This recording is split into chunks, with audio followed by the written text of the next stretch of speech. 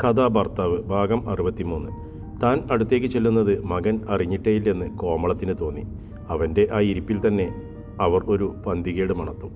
നീ എന്താ മോനെ ഫോൺ ഓഫ് ചെയ്ത് വെച്ചിരിക്കുന്നത്? നീ വരാൻ താമസിച്ചപ്പോൾ എത്ര തവണ ഞാൻ നിൻ്റെ ഫോണിലേക്ക് വിളിച്ചടാ. നീ ഡ്യൂട്ടി കഴിഞ്ഞ് ഇത്രയും വൈകിയേ വരുമായിരുന്നോ? എന്നുണ്ടെങ്കിൽ ഒന്ന് വിളിച്ചു പറഞ്ഞേക്കാൻ വയ്യായിരുന്നോ? മനുഷ്യനിവിടുന്ന് തീ തിന്നുന്ന കാര്യം നിനക്കറിയണ്ടല്ലോ. അവർ മകൻ്റെ ബൈക്കിനടുത്തേക്ക് ചെന്ന് ടാങ്കിന് മീതെ പ്ലാസ്റ്റിക് കവറിൽ പൊതിഞ്ഞു വെച്ചിരുന്ന അവൻ്റെ യൂണിഫോം എടുത്ത് കയ്യിൽ പിടിച്ചു. എന്നിട്ടും സുകുമാരന് അനക്കമൊന്നുമില്ലെന്ന് കണ്ടപ്പോൾ അവർ അവൻ്റെ തോളിൽ കൈവച്ചു. മോനെ എന്താടാ, നിനക്ക് എന്ത് പറ്റി? കോമളം തിരക്കി. അമ്മയോ അച്ഛനോ വിവരങ്ങളൊന്നും അറിഞ്ഞിട്ടില്ലെന്ന് സുകുമാരൻ ഉറപ്പായി. അറിഞ്ഞിരുന്നെങ്കിൽ അമ്മയുടെ പ്രതികരണം ഇങ്ങനെ ആകില്ലായിരുന്നു. സുകുമാരൻ ബൈക്കിൽ നിന്നിറങ്ങാതെ തന്നെ സിറ്റൗട്ടിലേക്ക് നോക്കി അവിടെ തങ്ങളെ തന്നെ ശ്രദ്ധിച്ചുകൊണ്ട് അച്ഛൻ നിൽക്കുന്നത് അവൻ കണ്ടു. അമ്മയുടെ ആ വിവരം എങ്ങനെ പറയണമെന്നറിയാതെ അവൻ്റെ മനസ്സ് ഉഴറി. അമ്മ ഇന്ന് ടി വിയിൽ ന്യൂസ് എന്തെങ്കിലും കണ്ടായിരുന്നോ? അവൻ ചോദിച്ചു.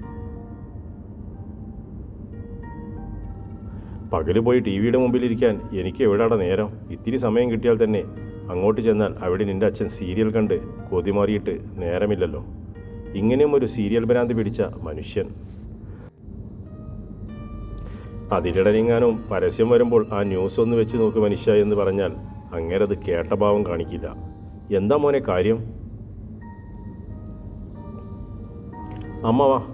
സുകുമാരൻ ബൈക്കിൽ നിന്നിറങ്ങി സൈഡ് സ്റ്റാൻഡിൽ വെച്ച ശേഷം അവരെയും കൂട്ടി അകത്തേക്ക് ചെന്നു. എന്താടി അവൻ വരാൻ താമസിച്ചത്? അവർ രണ്ടുപേരും തന്നെ കടന്നു പോകും മുൻപ് ദിവാകരൻ ഭാര്യയോട് തിരക്കി. അവർ അയാളെ കൈമലർത്തി കാട്ടിയ ശേഷം സുകുമാരൻ്റെ പിന്നാലെ ചെന്നു. സുകുമാരൻ റിമോട്ട് എടുത്ത് ടി വി ഓൺ ചെയ്ത ശേഷം സെറ്റ് ഓഫ് ബോക്സിൽ ചാനൽ അപ്ലോഡ് ആവാൻ കാത്തുനിന്നു. തൻ്റെ കയ്യിലിരുന്ന പ്ലാസ്റ്റിക് കവർ ഡൈനിങ് ടേബിളിൻ്റെ മുകളിലേക്ക് വെച്ച ശേഷം അവൻ്റെ പ്രവർത്തികൾ സാഗൂതം നോക്കി നിൽക്കുകയാണ് കോമളം. സുകുമാരൻ ന്യൂസ് ചാനലുകൾ ഓരോന്നായി ഓടിച്ചു നോക്കി. ഉച്ചയോട് അടുപ്പിച്ച് നടന്ന സംഭവം ആയതിനാൽ മറ്റു വാർത്തകളാണ് ചാനലുകളിൽ കാണുന്നത്. അതിനിടയിൽ ഒരു ചാനലിൽ രാത്രിയിൽ കാണിക്കുന്ന FIR എന്ന പരിപാടിയുടെ പരസ്യം കണ്ടപ്പോൾ അവൻ ചാനൽ മാറ്റുന്നത് നിർത്തി. ടി വിയിൽ അവതാരകൻ തകർക്കുകയാണ്. രാത്രി 10:30 ഇന്നത്തെ FIRൽ മറക്കാതെ കാണുക മകളുടെ ഭർത്താവിനെ വെട്ടിക്കൊലപ്പെടുത്തിയ അമ്മയുടെ കഥ. അതിനെ തുടർന്ന് ഒന്ന് സരോജിനി അമ്മയുടെ മുഖം കണ്ട കോമളം നടുങ്ങിപ്പോയി. അവർക്ക് കൺമുൻപിൽ കണ്ട വാർത്ത വിശ്വസിക്കാനേ കഴിഞ്ഞില്ല.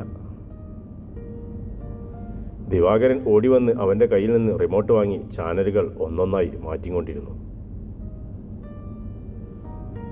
ഇടയ്ക്കൊരു ചാനലിൽ ആ വാർത്തയാണ് വന്നുകൊണ്ടിരിക്കുന്നത്. ടി വിയുടെ സ്ക്രീനിൽ മാടവനയിലെ സരോജിനി അമ്മയുടെ വീട്.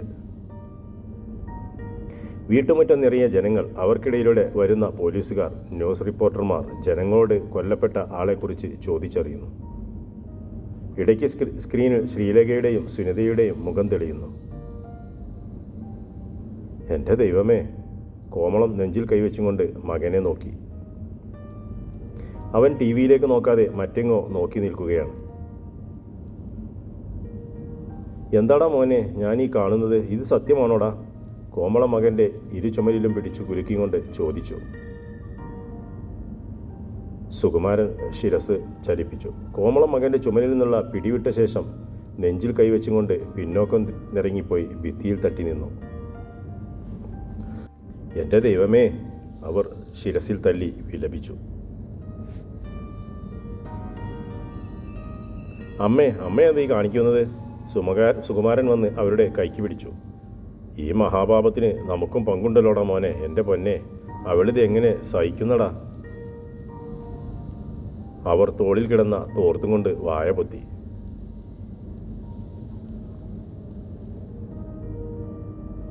എല്ലാം ഉപേക്ഷിച്ചിട്ട് ഇറങ്ങി വന്നതായിരുന്നേ അവൾ.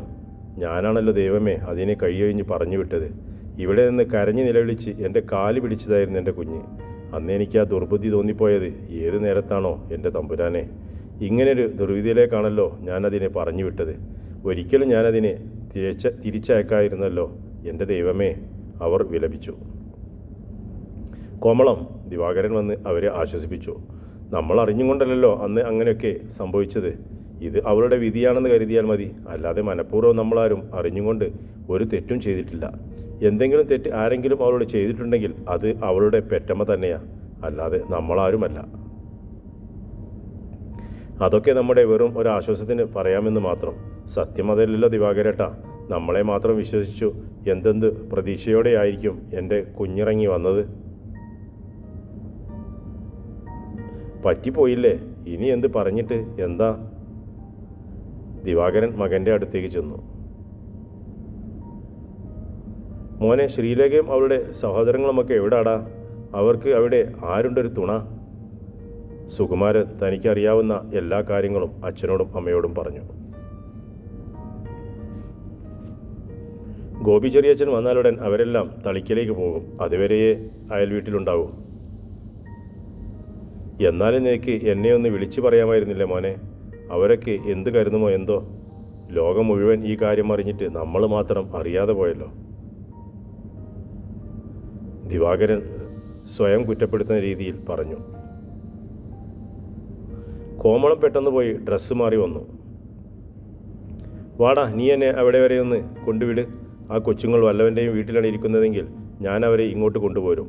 അതുങ്ങൾക്ക് ഒരു സഹായത്തിന് ആരുമില്ലാഞ്ഞിട്ടല്ലേ പോയി അന്യൻ്റെ വീട്ടിലിരിക്കേണ്ടി വന്നത്? അച്ഛാ, ഞങ്ങളൊന്ന് പോയിട്ട് വരട്ടെ. രാവിലെ പോകാമെന്ന് വെച്ചാൽ അമ്മ സമ്മതിക്കില്ല. സുകുമാരൻ അച്ഛനോട് അനുവാദം ചോദിച്ചു. രാവിലെ ഒന്നും ആകാൻ നിൽക്കണ്ട. ഇപ്പോൾ തന്നെ നീ അവളെ അവിടത്തേക്ക് അവർക്ക് എന്തെങ്കിലും സഹായം വേണമെങ്കിൽ ചെയ്തു കൊടുക്കണേ മോനെ. ദിവാകരൻ ഓർമ്മിപ്പിച്ചു. സുകുമാരൻ അവിടെ നിന്നും കൊണ്ട് സുനിതയുടെ ഫോണിലേക്ക് വിളിച്ചു നോക്കി. 8 മണിയായപ്പോഴേക്കും ചെറിയച്ഛൻ വന്നെന്നും തങ്ങൾ ചെറിയച്ഛൻ്റെ കൂടെ തളിക്കൽ വീട്ടിലാണുള്ളതെന്നും അവൾ സുകുമാരനെ അറിയിച്ചു. അവിടെ ചെന്ന് അമ്മ കരഞ്ഞു നിലവിക്കാനൊന്നും നിന്നേക്കല്ലേ. അവിടെയുള്ളവർ കൂടി അതൊക്കെ ബുദ്ധിമുട്ടായേക്കും, സുകുമാരൻ ബൈക്ക് സ്റ്റാർട്ട് ചെയ്യുന്നതിനിടെ പറഞ്ഞു.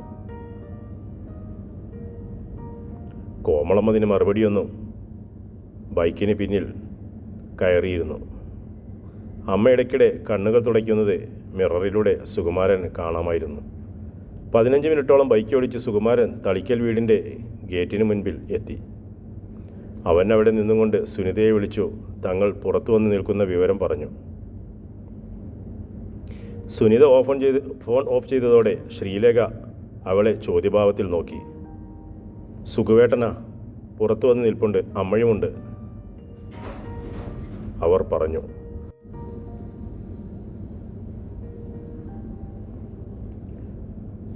നീ അവിടെ ഇരുന്നോ സുനിതേ, ഞാൻ ചെന്ന് ഗേറ്റ് തുറന്നു കൊടുത്തോളാം. അവരുടെ അടുത്തിരുന്ന മധുരിമ എണീറ്റ് ഗേറ്റ് തുറന്നു കൊടുക്കാനായി പോയി. മധുരിമ തിരികെ വരുമ്പോൾ അവളുടെ കൂടെ കോമളവും ഉണ്ടായിരുന്നു.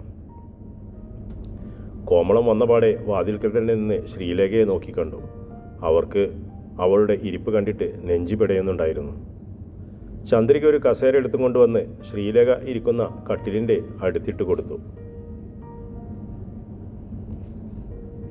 കോമളം അതിലേക്ക് ഇരുന്ന ശേഷം ശ്രീലേഖയുടെ മുഖത്തേക്ക് നോക്കി.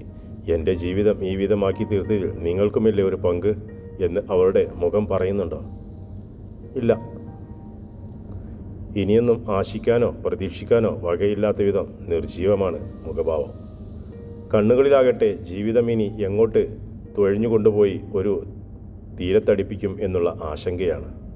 കോമളം അവളെ തൊടാനായി ഒന്ന് കൈ ഉയർത്തിയെങ്കിലും വിറയൽ കാരണം കൈ താനെ താണുപോയി. ഒരു തവണ കൂടി കൈനീട്ടിക്കൊണ്ടുവന്ന് അവർ ശ്രീലേഖയുടെ കയ്യിൽ തൊട്ടു. അവൾ ഒന്ന് ഞെട്ടിയെന്ന് അവർക്ക് തോന്നി. മുമ്പിലിരിക്കുന്നത് ആരെന്നറിയാത്ത വിധം അവൾ കോമളത്തിൻ്റെ മുഖത്തേക്ക് നോക്കി. മോളെ, എന്തെങ്കിലും ഒന്ന് പറയടി അമ്മയോട്. 2 വഴക്കെങ്കിലും നീ പറയും മോളെ ഈ അമ്മയെ, കോമളം തൊണ്ടയിടറിങ്ങൊണ്ട് പറഞ്ഞു. ശ്രീലേഖയുടെ കണ്ണുകൾ നിറഞ്ഞു വരുന്നത് അവർക്ക് കാണാമായിരുന്നു. പെട്ടെന്ന് അവൾ 2 കൈകളും ഉയർത്തി മുഖം പൊത്തി. മാനം പിളർന്നു പോകുന്ന തേങ്ങലുകൾ കൊണ്ട് അവളുടെ ശരീരം ഉലഞ്ഞു കൊണ്ടിരുന്നു. ഇത്രയും നേരം പിടിച്ചു നിന്നതാ ഈ ഒരു തുള്ളി പോലും കണ്ണീർ പൊഴിക്കാതെ സർവ്വ ദുഃഖവും മനസ്സിൽ അടക്കിപ്പിടിച്ച് എന്തെങ്കിലും അസുഖം വരുത്തി വയ്ക്കുമോ എന്നായിരുന്നു എൻ്റെ പേടി. അവസാനം ഒന്ന് കരഞ്ഞു കണ്ടല്ലോ, കരഞ്ഞു തീരട്ടെ, എന്നാലേ മനസ്സ് പിടയ്ക്കുന്നിടത്ത് നിൽക്കൂ. ചന്ദ്രിക ആശ്വാസത്തോടെ പറഞ്ഞു. കോമളം കസേരയിൽ നിന്ന് എണീറ്റ് ശ്രീലേഖയുടെ അടുത്തേക്ക് ഇരുന്നു. പിന്നെ അവളുടെ ശരീരം തൻ്റെ ശരീരത്തോട് ചേർത്ത് പിടിച്ചു. അവളുടെ ശിരസ് തോളിലേക്ക് ചായ്ച്ചു വെച്ചു. അവൾക്ക് മനസ്സിലെ സങ്കടമെല്ലാം ഇറക്കി വയ്ക്കാൻ ഒരത്താണി ആവശ്യമായിരുന്നെന്ന് കോമളത്തിന് തോന്നി. ആ രാവ് വെളുക്കും വരെയും ശ്രീലേഖയും തന്നോട് ചേർത്ത് നിർത്തി ആശ്വസിപ്പിക്കാൻ ആയമ്മയ്ക്ക് മനസ്സായിരുന്നു.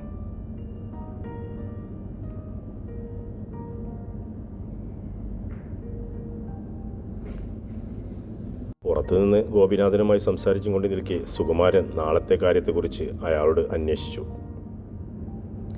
അവൾക്ക് അവസാനമായി ഒന്ന് കാണണമെന്ന് ആഗ്രഹം പറഞ്ഞിട്ടുണ്ട്. അത് സാധിച്ചു കൊടുക്കേണ്ട കടമ നമുക്കുണ്ടല്ലോ. എത്ര നെറികേടിൻ്റെ ഉടമയാണെങ്കിലും അവളുടെ ഭർത്താവല്ലേ. സുനിതയുടെ കൂടെയുള്ള ട്യൂഷൻ സെൻറ്ററിലെ ഒരു വിദ്യാർത്ഥിയുടെ അച്ഛൻ അവിടുത്തെ സ്റ്റേഷനിൽ വിളിച്ചറിയിച്ചിട്ടുണ്ടെന്ന് പറഞ്ഞു.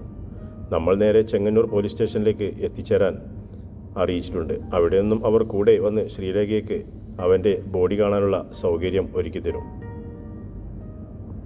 ആരാണ് കൂടെ പോകുന്നത്? ശ്രീലേഖയെ ഒറ്റയ്ക്ക് വിടാൻ പറ്റില്ലല്ലോ. ഞാനും ചന്ദ്രികയും. ചന്ദ്രിക വന്നില്ലെങ്കിൽ മധുരിമ വരും കൂടെ. 1.5 മണിക്കൂറോളം സമയത്തിന് ശേഷം കോമളം പുറത്തേക്ക് വരുമ്പോഴും സുകുമാരൻ ഗോപിനാഥനുമായി സംസാരിച്ച് നിൽക്കുകയാണ്. നേരം ഒരുപാട് വൈകിയില്ലേ? ഞങ്ങളെന്നാൽ പോയിക്കോട്ടെ, നാളെ വരാം, കോമളം അയാളോട് യാത്ര പറഞ്ഞു. സുകുമാരൻ അപ്പോഴാണ് ഓർമ്മ വന്നത് താൻ ശ്രീലേഖയൊന്ന് കണ്ടില്ലല്ലോ എന്ന്. അവൻ അവിടെ നിന്നും കൊണ്ട് അകത്തേക്ക് നോക്കിയെങ്കിലും ഹാളിനകം കുറച്ചു ഭാഗം മാത്രമേ കാണാൻ കഴിഞ്ഞുള്ളൂ. അവൻ വെറുതെ നടന്ന് വീടിന് ചുറ്റും നോക്കുന്ന മട്ടിൽ പിൻഭാഗത്തേക്ക് ചെന്നെങ്കിലും അവിടെ നിരനിരയായുള്ള ജനലുകളെല്ലാം അടച്ചിട്ടിരിക്കുകയാണ്. നിരാശ മനസ്സിൽ അടക്കി പിടിച്ചുകൊണ്ട് തന്നെ അവൻ അവിടെ നിന്നും മടങ്ങിപ്പോന്നു. തുടരും കഥയുടെ അടുത്ത ഭാഗം.